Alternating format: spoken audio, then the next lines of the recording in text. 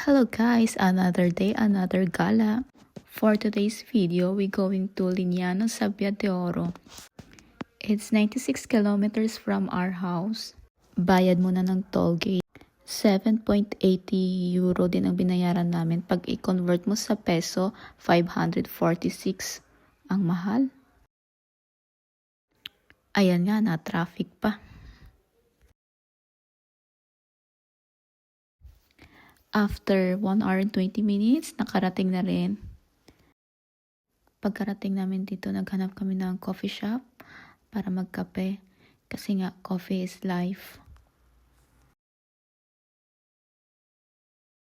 After namin magkape, nag-start na kami mag-walking, tingin-tingin sa mga shop dito, kung anong mabibili. Habang naglalakad kami, nakita namin yung shop ng Fochenza. Bumili na rin ako dito ng mga gamit ko for exercise and then walking. After namin mamili, pumunta na rin kami ng beach. Habang naglalakad, na-amaze ako kasi ang linis ng paligid nila dito.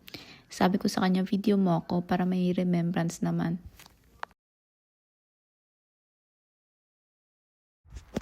Ito yung beach nila, ang linis at walang kalat. Perfect talaga if gusto mo lang mag-relax at mag-unwind.